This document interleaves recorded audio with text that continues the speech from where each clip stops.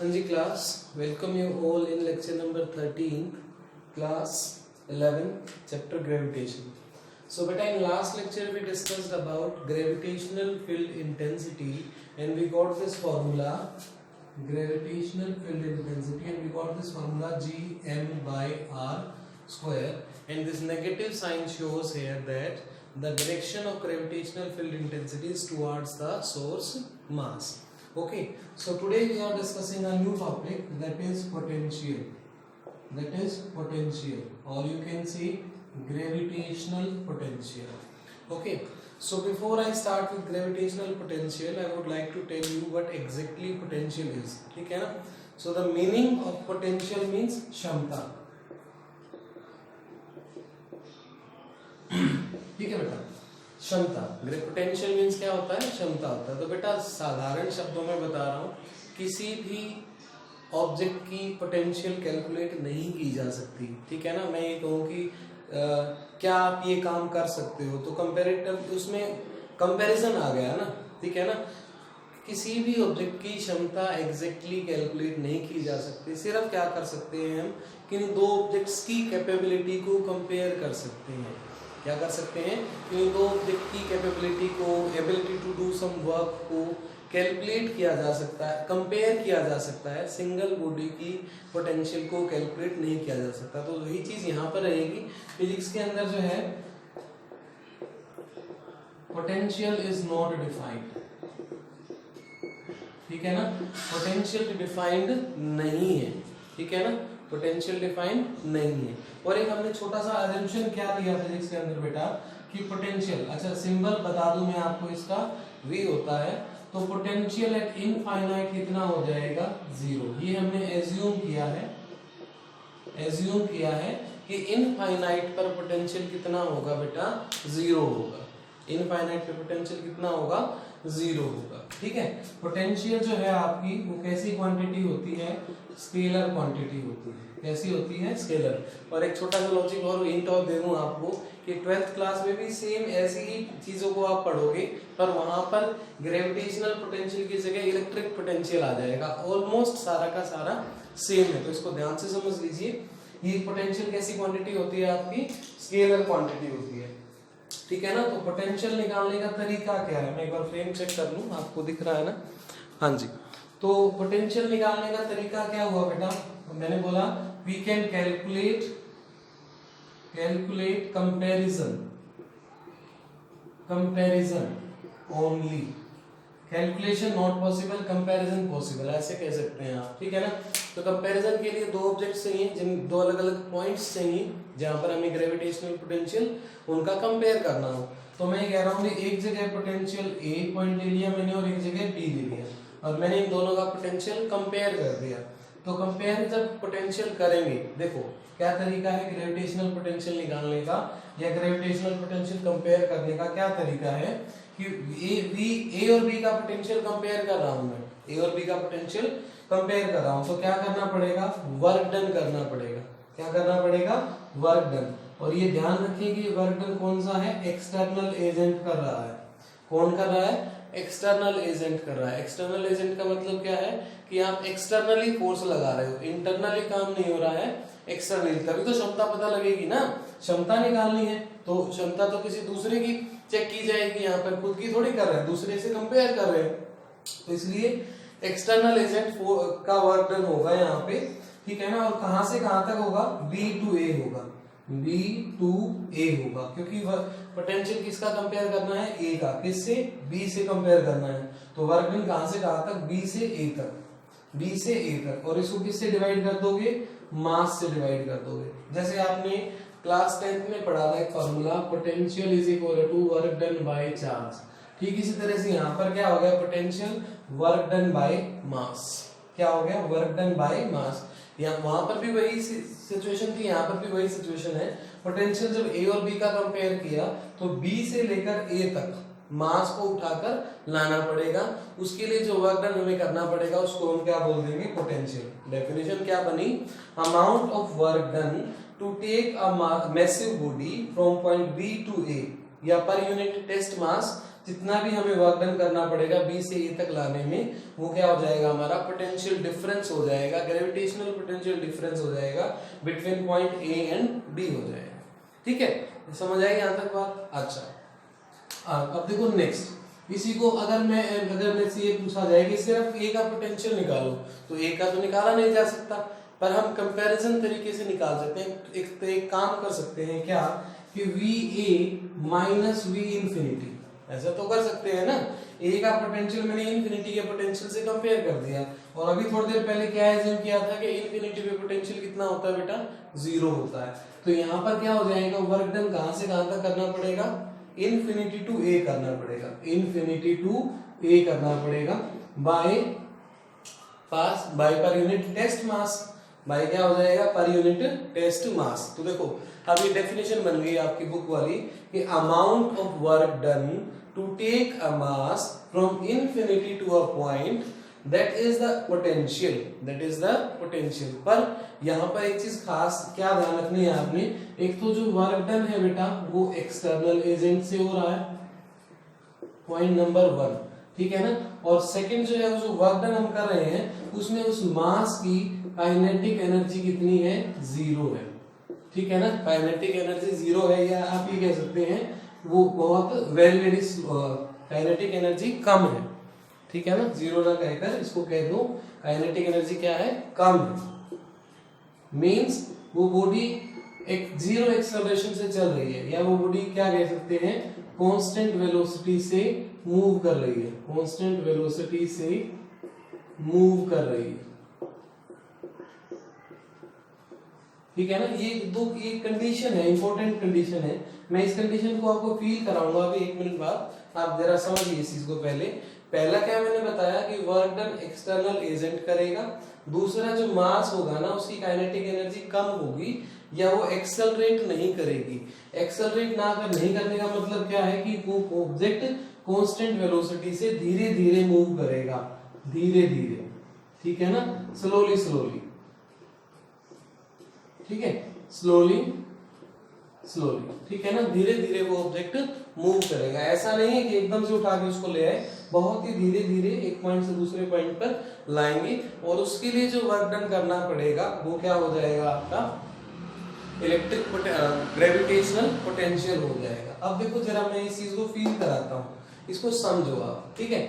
मैं ये कह रहा हूँ भाई ये मेरे पास एक मास है m, ठीक है बेटा, और ये मैं कह रहा हूँ कि सोर्स मास है, क्या ये सोर्स मास है, ठीक है। उसके बाद इस P पॉइंट पर मुझे पोटेंशियल निकालना है, कौन सा पोटेंशियल, ग्रेविटेशनल पोटेंशियल निकालना है, और इस P पॉइंट की डिस्टेंस कितनी है बेटा, r है। उठाकर कहां से ला रहा हूं, इन्फिनिटी से ला रहा हूं, वही डेफिनेशन बता रहा हूं मैं आपको, ठीक है ना। m नॉट मास को दिख रहा है ना आपको स्क्रीन पे, हाँ जी विजिबल है। तो इस m नॉट मास वाले ऑब्जेक्ट को उठाकर P पॉइंट पर ला रहा हूं। अब जरा इसको समझना बेटा, मैं यहाँ पे 2 पॉइंट ले रहा हूँ, पॉइंट A और पॉइंट B, ठीक है ना। ये A पॉइंट कितने डिस्टेंस पर है, x1 डिस्टेंस पर है, B पॉइंट B कितने डिस्टेंस पर है, x1, और A कितनी पर है, x2, दोनों की डिस्टेंस अलग अलग है, ठीक है ना। अब एक बात बताओ, इस m मास की वजह से जब ये ऑब्जेक्ट B पॉइंट पर होगा तो भी ग्रेविटेशनल फोर्स लगेगा, और जब A पॉइंट पर होगा तो भी ग्रेविटेशनल फोर्स लगेगा, ठीक है ना। भाई ये m नोट एक बार यहाँ आ गया और एक बार यहाँ आ गया, तो दोनों ही पॉइंट पर ग्रेविटेशनल फोर्स लगेगा। तो अगर मैं A पॉइंट का ग्रेविटेशनल फोर्स निकालूं तो वो क्या हो जाएगा बेटा, A पॉइंट का हो जाएगा x2 स्क्वायर, और B पॉइंट का क्या हो जाएगा x1, ये x2 स्क्वायर हो गया, और ये हो गया x1 स्क्वायर, ठीक है, ये हो गया। अब जरा देखो बेटा, ग्रेविटेशनल कांस्टेंट, मास और मास, m और m दोनों में सेम है ना। यहाँ पर x1 डिस्टेंस है और यहाँ पर x2 डिस्टेंस है, तो जब डिस्टेंस हमारी कम हो गई, x2 डिस्टेंस कम होगी, तो फोर्स क्या हो जाएगा, ज्यादा हो जाएगा। मैं क्या फील करा रहा हूँ आपको, मैं ये कांस्टेंट वेलोसिटी फील करा रहा हूँ आपको, ठीक है ना, ये आपको समझाने की कोशिश कर रहा हूँ। देखो तो यहाँ पर जब डिस्टेंस वेरी करेगी तो फोर्स वेरी करेगा, ये बात क्लियर है, क्योंकि दिख रहा है डिस्टेंस और फोर्स इनवर्सली प्रोपोर्शनल है, ठीक है ना। तो जब डिस्टेंस कम हो गई तो फोर्स ज्यादा हो गया। अब फोर्स ज्यादा हो गया तो चार्ज जो हमारा मास है वो और तेजी से भागेगा, और तेजी से अट्रैक्ट होगा, इज इट और नॉट? मैं फिर बता रहा हूँ बेटा, यहाँ पर जब वो आएगा, ए पॉइंट पर आएगा तो फोर्स बढ़ जाएगा क्योंकि डिस्टेंस कम हो गई है, और जब बी पॉइंट पर था तो फोर्स कम हो गया, तो बी पॉइंट पर क्या हो गया, फोर्स कम। क्यों कम हो गया? क्योंकि डिस्टेंस क्या हो गई थी, ज्यादा। तो इस वजह से वो जब जैसे जैसे वो मास बी से ए की तरफ आएगा या धीरे धीरे ऑब्जेक्ट की तरफ आएगा, सोर्स मास की तरफ आएगा, तो उसकी वेलोसिटी बढ़ जाएगी। हमें क्या करना है, उसकी वेलोसिटी नहीं बढ़ने देनी। अब इसको फील करो बेटा, वेलोसिटी क्यों बढ़ रही है? क्योंकि फोर्स बढ़ रहा है। फोर्स कौन सा बढ़ रहा है? इंटरनल ना, हमने तो कोई फोर्स नहीं लगाया ना, हमने तो कोई फोर्स नहीं लगाया, क्योंकि ग्रेविटेशनल फोर्स तो खुद से लग ही रहा है, तो वो इंटरनल फोर्स हो गया। हमें क्या लगाना है, एक्सटर्नल फोर्स लगाना है, ताकि ये क्या है, धीरे धीरे इसकी तरफ आए। तभी तो हमारी कैपेबिलिटी पता लगेगी ना, हमारी क्षमता तभी तो पता लगेगी। वो खुद से तेज से आना चाहता है, तो उसमें हमने क्या किया, हमने उसको रोका।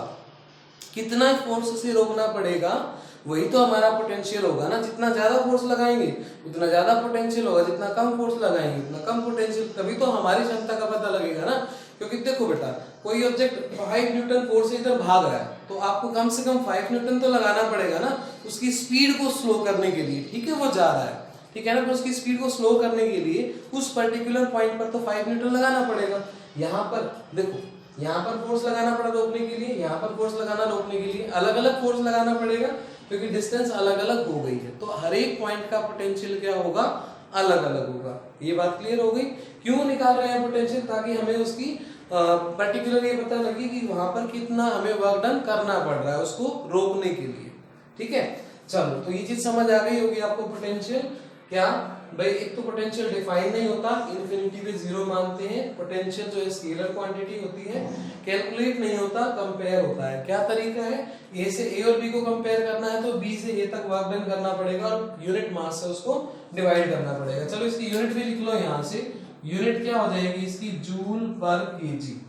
क्या यूनिट हो जाएगी, जूल पर केजी, क्योंकि वर्क डन यूनिट जूल है और मास की यूनिट क्या होती है, केजी। डायमेंशन बनाना चाहो तो वो भी बना सकते हो। डायमेंशन क्या बनेगा, ml2t-2 और केजी के लिए m, तो क्या बन गया ये l2t-2। ये हो गया आपका डायमेंशन। ठीक है ना। पोटेंशियल अगर ए के लिए निकालना हो तो फिर हमने ट्रिक लगा दी, यहाँ पे इन्फिनिटी ले लिया। ठीक है ना। वर्क डन एक्सटर्नल एजेंट का होगा, काइनेटिक एनर्जी कम होगी या वो ऑब्जेक्ट कांस्टेंट वेलोसिटी से मूव करेगा। कांस्टेंट वेलोसिटी से क्यों मूव करा रहे हैं, कांस्टेंट वेलोसिटी से तभी मूव करेगा ना जब हम उस पर अपोजिट फोर्स लगा रहे होंगे, अदरवाइज तो वो इंटरनल फोर्स की वजह से जाएगा। ठीक है ना। तो चलो खैर ये हो गया हमारा यहाँ तक। अब मैं आपको इसका डेरिवेशन कराता हूँ, इसको नोट कर लो एक बार।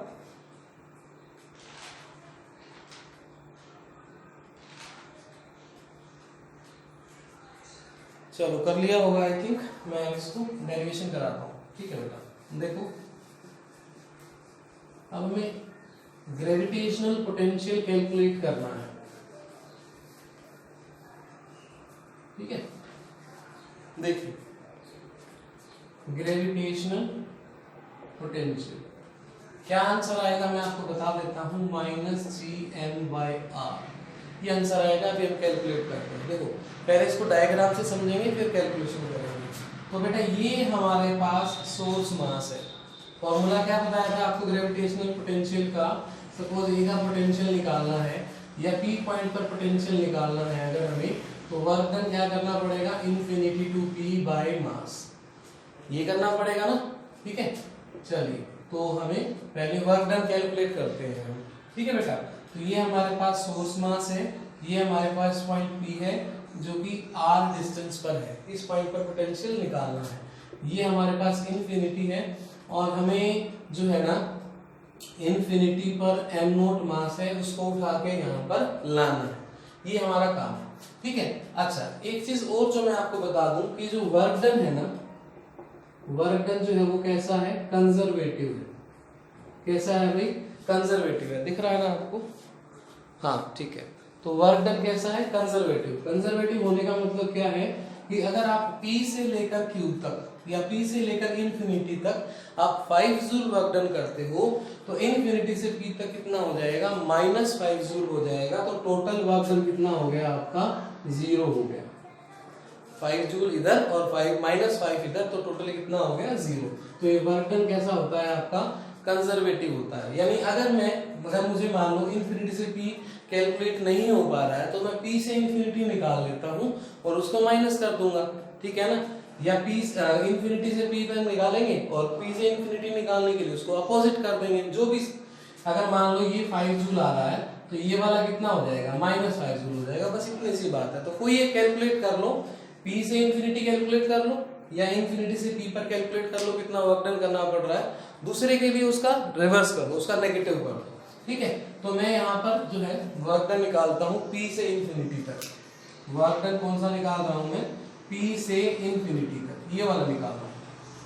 और चाहिए कौन सा मुझे, इंफिनिटी से p चाहिए, तो क्या कर दूंगा, जो रिजल्ट आएगा उसका नेगेटिव कर दूंगा, हो जाएगा, ठीक है।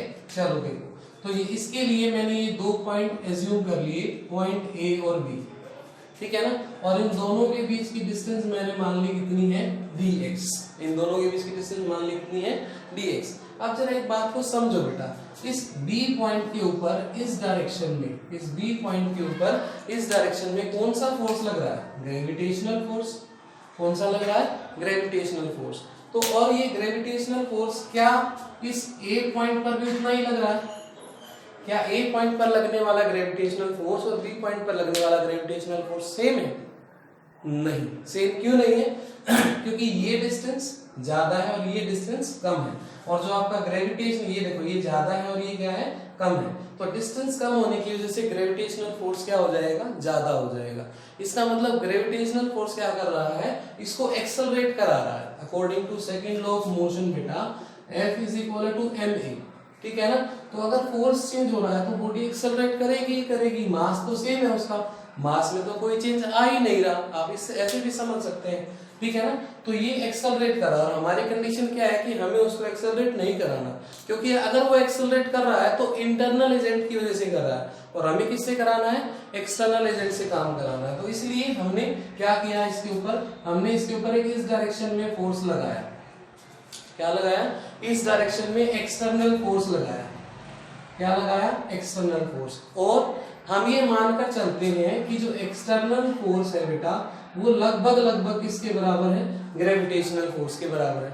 अब आप लोगों को डाउट होगा, मुझे पता है, देखो मैं आप अभी सोच रहे होगे कि सर अगर ग्रेविटेशनल फोर्स और एक्सटर्नल फोर्स बराबर है, लगभग बराबर है, तो ये ऑब्जेक्ट इधर कैसे जाएगा, नहीं जाएगा ना, ठीक है। आपकी बात बिल्कुल ठीक है, पर मैं ये कह रहा हूं कि एक्सटर्नल फोर्स की वैल्यू 1 फेम्टो न्यूटन ज्यादा है या 1 पिको न्यूटन ज्यादा है। पिको यानी 10 की पावर -12, फेम्टो यानी 10 की पावर -15, तो वो बहुत ही कोई ज्यादा डिफरेंस नहीं है उन दोनों के फोर्स का। मैंने इसलिए ये नियरली इक्वल का साइन लगाया है, यहाँ पे इक्वल टू नहीं बोला मैंने, ठीक है ना। तो ये लगभग बराबर है, तो ये ऑब्जेक्ट कहाँ जाएगा, फिर मान लेते हैं कि इधर जाएगा, मान लेते हैं कहाँ जाएगा, इस डायरेक्शन में जाएगा। और डिस्प्लेसमेंट कहाँ से कहाँ तक होगा, इस डायरेक्शन में डिस्प्लेसमेंट होगा। बी से कहाँ आ गया, वो मान लीजिए सी पॉइंट पर आ गया, ठीक है ना। कितनी डिस्प्लेसमेंट करी उसने, बी से लेकर सी तक dx डिस्प्लेसमेंट करी। बी से कहाँ आ गया, सी पर आ गया। मैं फिर बता रहा हूँ बेटा, हमें पोटेंशियल निकालना है जो कि वर्क डन से निकलेगा, और वर्क डन कौन सा है, ये एक्सटर्नल एजेंट है। अब क्योंकि बी पॉइंट पर और ए पॉइंट पर जो फोर्स लग रहा है इस डायरेक्शन में, वो कौन सा लग रहा है, ग्रेविटेशनल, जो कि इंटरनल है। तो हमने इस पर क्या किया, एक्सटर्नल एजेंट की वजह से फोर्स लगाया, जो कि कहाँ लग रहा होगा, हाँ जी ठीक है, एक्सटर्नल एजेंट की वजह से फोर्स लगाया, जो कि कहाँ लग रहा होगा, opposite to the direction of internal force. और डिस्प्लेसमेंट भी कहाँ हो रही है, इसी डायरेक्शन में।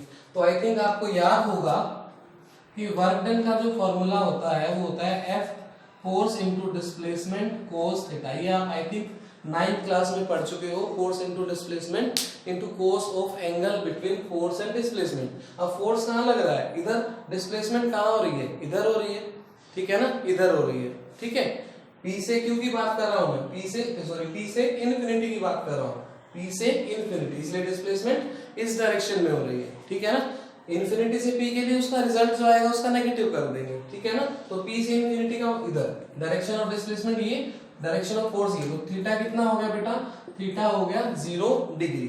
अब फोर्स कितना है, देखो फोर्स है यहाँ पर m0 बाय x स्क्वायर। हमने मान लिया ये वाली जो डिस्टेंस है बी पॉइंट पर, ये देखो इस बी पॉइंट की जो डिस्टेंस है ये कितनी है, x डिस्टेंस पर है, हमने लेट कर लिया। और यहाँ से कितनी डिस्प्लेसमेंट करी है उसने, dx डिस्प्लेसमेंट करी है, क्योंकि डिस्प्लेसमेंट थोड़ी है तो वर्क डन भी क्या होगा, थोड़ा होगा। क्योंकि डिस्प्लेसमेंट थोड़ी है तो वर्क डन भी क्या होगा, थोड़ा होगा। इसके बाद हम क्या करेंगे, इसका इंटीग्रेशन करेंगे। क्या करेंगे, इंटीग्रेशन। अब इंटीग्रेशन क्या होता है समझ लो बेटा, अगर नहीं पता है तो कोई बात नहीं। इंटीग्रेशन में क्या होता है कि हमें अलग अलग नंबर्स को ऐड करना होता है। अब आप कहोगे सर समीशन में भी तो यही करते हैं, समीशन में लिमिट तय कर देते हैं, अभी 1 से लेकर n तक हमें ऐड करना है सबको, पर एक डिफरेंस है। क्या डिफरेंस है, इंटीग्रेशन में जिन नंबर्स को आप ऐड कर रहे होते हो ना, उन नंबर्स में लगातार थोड़ा थोड़ा वेरिएशन आता रहता है। वो हर नंबर पहले वाले से डिफरेंट होता है, अलग अलग वैल्यूज के होते हैं, पर वहां पर क्या होगा, एक फिक्स पैटर्न में उनको आप ऐड कर रहे होगे समेशन में। अब देखो जैसे यहाँ पर क्या होगा, ये x की वैल्यू लगातार चेंज होती रहेगी। ये x की वैल्यू क्या होती रहेगी लगातार, अभी यहाँ पर है, फिर यहाँ पर है, फिर यहाँ पर है, फिर यहाँ पर है। इस तरह से x की वैल्यू क्या हो रही है, चेंज हो रही है। p से कहाँ ले जा रहा हूँ मैं उसको, इन्फिनिटी पे ले जा रहा हूँ। तो अलग अलग वैल्यू, चलो इन्फिनिटी दूर ले लो कोई बात नहीं, ये ले लो, यहाँ पर है इन्फिनिटी, ठीक है ना। तो अलग अलग पॉइंट पर क्या हो गई, वैल्यू चेंज हो गई x की, और x चेंज होगा तो फोर्स क्या होगा आपका, चेंज होगा। तो इसका मतलब ये कैसा फोर्स है आपका, वेरिएबल फोर्स है। मैं लिख देता हूं यहाँ पे वेरिएबल फोर्स है, ठीक है ना। तो जब वेरिएबल फोर्स को टोटल करना हो, ऐड करना हो, उनका सम निकालना हो, तो वहां पर इंटीग्रेशन लिया जाता है, ठीक है ना। इंटीग्रेशन कहां से कहां तक लेंगे, इंटीग्रेशन p से इंफिनिटी तक, p से इंफिनिटी तक, ठीक है ना। अब इसका इंटीग्रेशन तो मैं आपको बता देता हूँ सिंपल, ये तो W हो जाएगा टोटल वर्क डन। क्या हो जाएगा, W, total work done W आ जाएगा, ठीक है जी। ये इंटीग्रेशन का रूल है। अब यहाँ पर इंटीग्रेशन में जो चीज कॉमन होती है ना, पहले कांस्टेंट होती है, उसको कॉमन ले लेते हैं, बाहर ले लेते हैं। अब ये G कांस्टेंट है, M कांस्टेंट है, M नॉट कांस्टेंट है, इनको बाहर ले लेंगे। ये इंटीग्रेशन का रूल है, ठीक है बेटा। तो ये G M M नॉट ये सब बाहर आ गया। p की वैल्यू कितनी है, r, तो मैंने यहाँ पे r लिख दिया, यहाँ पर इन्फिनिटी, और अंदर क्या बचा बेटा, dx बाय एक्स स्क्वायर। अब मैं इंटीग्रेशन करना सिखा रहा हूँ पहले आपको, शायद अगर आपको नहीं आता है तो देखो, dx बाय एक्स स्क्वायर, या आपके पास कोई नंबर हो इस तरीके से, भाई आपके पास ये नंबर है बेटा एक्स स्क्वायर dx, सिंपल कोई, या x की पावर n ले लो आप, कोई बात नहीं, कुछ भी ले लो, प्लस माइनस कुछ भी हो सकती है। इसका इंटीग्रेशन करना है आपने a से लेकर b तक, ठीक है। मैं इसको प्रॉपर्ली इसको यूज कर लेता हूँ। देखो ये है आपके पास x raise to the power n dx a से लेकर b तक, ये आपने इंटीग्रेशन करना है, दिख रहा है ना आपको, हाँ जी, ठीक है। तो देखो यहाँ पर ये क्या हो जाएगा बेटा, x की power n plus 1 by n plus 1, क्या हो गया इंटीग्रेशन इसका, power plus 1 divide by power plus 1 as it is, ठीक है। अच्छा अब एक बार क्या करेंगे, एक बार x की जगह अपर लिमिट रखेंगे, एक बार x की जगह लोअर लिमिट रखेंगे, और बीच में साइन कैसा लगा देंगे, माइनस का। देखो एक बार मैंने x की जगह b रख दिया यहाँ पे, b raise to the power n plus 1 by n plus 1, b raise to the power n plus 1 by n plus 1, ठीक है। और माइनस, रूल क्या है, upper limit minus lower limit, ठीक है ना। तो यहाँ क्या हो जाएगा, ये एक बार x की जगह मैं क्या पुट करूंगा, a n plus 1 by n plus 1, ठीक है ना। तो ये हमारा इंटीग्रेशन हो गया x की पावर n का, किसका, x की पावर n का। तो देखो अब मैं यहाँ पर आपको करके बता देता हूँ ये, ठीक है, थोड़ा सा स्पेस की प्रॉब्लम है, ठीक है। तो यहाँ से ये कॉमन ले लिया हमने, देखो g m m नोट ये तो हमने ले लिया कॉमन, ठीक है ना। अब यहाँ पे इसका इंटीग्रेशन करना है, ये क्या है बेटा, 1 बाय एक्स स्क्वायर है ना, 1 बाय एक्स स्क्वायर को क्या लिख सकता हूँ, x की पावर माइनस 2 लिख सकता हूँ। तो क्या इंटीग्रेशन बनेगा, x की power minus 2 plus 1 bye minus 2 plus 1, ठीक है ना, x की पावर माइनस 2 बनेगा, ऊपर ले जाएंगे तो इसको, तो minus 2 plus 1 bye minus 2 plus 1, और लिमिट क्या है, r से इंफिनिटी तक, r से इंफिनिटी तक, ठीक है बेटा। तो ये क्या हो गया, g m m नोट, और यहाँ हो गया हमारे पास 1 bye minus of x, 1 bye minus of x, क्योंकि इस माइनस की वजह से तो मैंने ये माइनस लिख दिया, माइनस 2 प्लस 1 की वजह से। और यहाँ पर क्या बचा, x की पावर माइनस 1, माइनस 1 का मतलब क्या है कि मैं उसको 1 बाय x लिख सकता हूँ, कहाँ से कहाँ तक, r से इंफिनिटी तक, ठीक है। तो ये क्या हो गया बेटा, g m m नोट अब एक बार अपर लिमिट और एक बार लोअर लिमिट। अपर लिमिट कितनी है इन्फिनिटी, एक बार x की जगह इन्फिनिटी रख दिया, माइनस लोअर लिमिट माइनस, दो बार माइनस क्यों आया, ये माइनस तो रूल की वजह से, अपर लिमिट माइनस लोअर लिमिट, ये तो इस वजह से आया, और ये ऑलरेडी माइनस 1/x था तो इसलिए माइनस 1/r, माइनस 1/r। तो ये माइनस माइनस क्या हो जाएगा बेटा, प्लस हो जाएगा, और समथिंग बाय इन्फिनिटी क्या होता है, 0। तो क्या आंसर आया आपके पास, Gm/r। ये आपके पास वर्क डन आ गया। कहां से कहां तक वर्क डन आ गया बेटा, ये P से इन्फिनिटी तक। कहां से कहां तक आ गया, P से इन्फिनिटी, P से इन्फिनिटी तक का वर्क डन आ गया। और हमें निकालना कौन सा था, हमें निकालना था इन्फिनिटी से P तक। कहां से कहां तक निकालना था, इन्फिनिटी से P तक निकालना था, ठीक है। देखो इन्फिनिटी से P तक निकालना था, तो इसका उल्टा कर दो, तो वर्क आप लिखेंगे because work done is conservative. Work done क्या है, कंजर्वेटिव है, तो work done from infinity to P कितना हो जाएगा वो, माइनस Gm/r। ये हो गया। अब यहां पर पुट कर दो, पोटेंशियल आ जाएगा P पॉइंट पर, क्या माइनस Gm/r, और डिवाइड में क्या करना था हमें, मास से डिवाइड करना था, तो बाय m0/1, तो ये क्या हो जाएगा 1/m0, ये कैंसिल हो जाएगा, क्या बनेगा आपके पास पोटेंशियल माइनस Gm/r। ये आपके पास क्या आ गया, पोटेंशियल आ गया, ठीक है ना, क्या आ गया आपके पास, ये ग्रेविटेशनल पोटेंशियल आ गया इस पॉइंट पर, P पॉइंट पर, ठीक है। समझ आ गई यहां तक बात, कोई दिक्कत तो नहीं।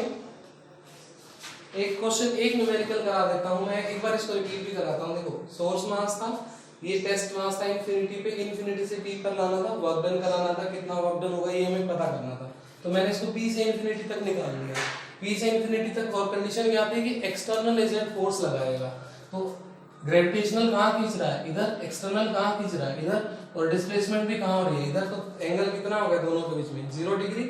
तो ये क्या हो गया, work done force into displacement. Force कितने किसके बराबर लिया है, ग्रेविटेशनल फोर्स के बराबर लिया है, लगभग बराबर है, ठीक है ना, क्योंकि कम से कम उसको रोकने के लिए उतना फोर्स तो लगाना ही पड़ेगा ना, और हमें उसको एक्सेलरेट नहीं कराना है, धीरे धीरे ले जाना है। इन दोनों दो रीजंस थे, एक तो उसको एक्सेलरेट नहीं कराना है ग्रेविटी की वजह से, दूसरा हम जो लगा रहे हैं उसकी वजह से भी तो एक्सेलरेट नहीं कराना है ना, इसलिए हमने लगभग बराबर फोर्स लगाया ताकि वो धीरे धीरे अपोजिट डायरेक्शन में चले, ठीक है। ये दो रीजंस थे। अच्छा, अब यहाँ पे वेरिएबल फोर्स था ये, इसलिए इंटीग्रेशन कर दिया, इधर इंटीग्रेशन हो जाएगा W, यहाँ पर कांस्टेंट टर्म बाहर आ गई, dx/x², x की पावर n का इंटीग्रेशन क्या बनता है बेटा, x की पावर n+1/n+1, अपर लिमिट माइनस लोअर लिमिट, एक बार x की जगह अपर लिमिट माइनस x की जगह लोअर लिमिट, ठीक है। कांस्टेंट बाहर है, इंटीग्रेशन किया, क्योंकि x की पावर -2 लिखा जा सकता है, ये कैसे लिखा जा सकता है, x की पावर -2 into dx, ऐसे लिखा जा सकता है ना। अच्छा, तो यहाँ पर इसका इंटीग्रेशन किया तो ये -1/x आ गया, फिर अपर लिमिट माइनस लोअर लिमिट, ये दो बार माइनस क्यों, ये रूल की वजह से, और ये -1 ऑलरेडी यहाँ पर था, ये हमारा P से इन्फिनिटी तक आ गया, इन्फिनिटी से P अपोजिट हो जाएगा क्योंकि वर्क डन कंजर्वेटिव है, ठीक है जी। ये हमारे पास क्या आ गया, पोटेंशियल आ गया P पॉइंट पर, ठीक है। तो आज के लेक्चर में इतना ही करते हैं, एक न्यूमेरिकल करा देता हूँ, देखो छोटा सा है एक न्यूमेरिकल, चलो इसको इरेज, चलो देखो एक न्यूमेरिकल करा देता हूँ मैं आपको। जैसे मैं कह रहा हूँ कि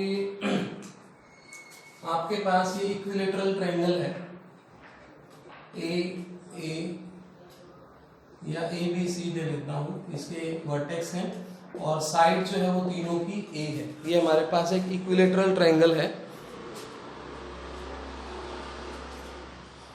ठीक है बेटा, ये हमारे पास इक्विलेटरल ट्रायंगल है, और यहाँ सेंट्रॉइड के ऊपर O पॉइंट पर, सेंट्रॉइड पर, हाँ सेंट्रॉइड पर हमें पोटेंशियल निकालना है। यहाँ पर m और m मास रखा है, तो क्योंकि मैंने बोला था पोटेंशियल स्केलर क्वांटिटी है, तो नेट पोटेंशियल कितना हो जाएगा बेटा, V1 + V2 + V3, या मैं इसको लिख देता हूँ A, B and C, potential at A, potential at B and potential at C, या A की वजह से, B की वजह से और C की वजह से, ठीक है ना। तो पोटेंशियल का फॉर्मूला क्या है, G, M और R। अब R चाहिए हमें डिस्टेंस, ठीक है ना, हमें ये डिस्टेंस निकालनी है, तो ये डिस्टेंस कैसे निकलेगी, यहाँ पे देखो राइट एंगल ट्रायंगल बन रही है आपकी, ये देखो ये एंगल 30 डिग्री का बनेगा इक्विलेटरल की वजह से, ये एंगल 90 डिग्री का बनेगा, तो ये साइड कितनी होगी बेटा a/2 हो गई, ये साइड कितनी हो गई a/2, ठीक है। अच्छा ये हो गया a/2, ये हो गया आपका परपेंडिकुलर और ये हो गया आपका हाइपोटेनस, आपको निकालना है हाइपोटेनस।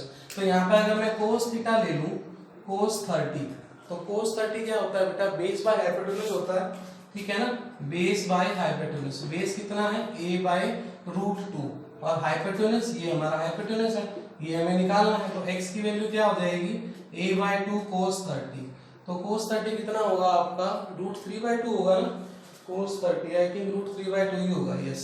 तो इट्स a/2 एंड √3/2, तो ये कितना हो जाएगा 2/√3, 2 से 2 कैंसिल हो गया, तो x की वैल्यू क्या आ गई आपके पास a/√3 आ गई, x की वैल्यू क्या आ गई a/√3, ठीक है। तो बस हो गया, इसके लिए भी x इतना ही लगेगा, इसके लिए भी x इतना ही लगेगा, तो वैल्यू पुट कर दो। देखो a के लिए पोटेंशियल कितना आएगा -gm, मास m ले लेते हैं, इसका स्मॉल m लिया था हमने, स्मॉल m ले लेते हैं बाय r, तो ये a यहाँ पर और √3 यहाँ पर आ गया। इसी तरह से b के लिए भी इतना ही रहेगा और c के लिए भी इतना रहेगा, तो इसको मैं 3 से मल्टीप्लाई कर देता हूँ क्योंकि तीनों का वैल्यू सेम है, तो ये क्या हो जाएगा -gm 3√3 by a, -gm 3√3 by a, ठीक है। तो ये आपका आंसर हो जाएगा। तो इस तरह की न्यूमेरिकल करके देख लेना, कोई डाउट हो तो पूछ लेना बेटा। Thank you so much.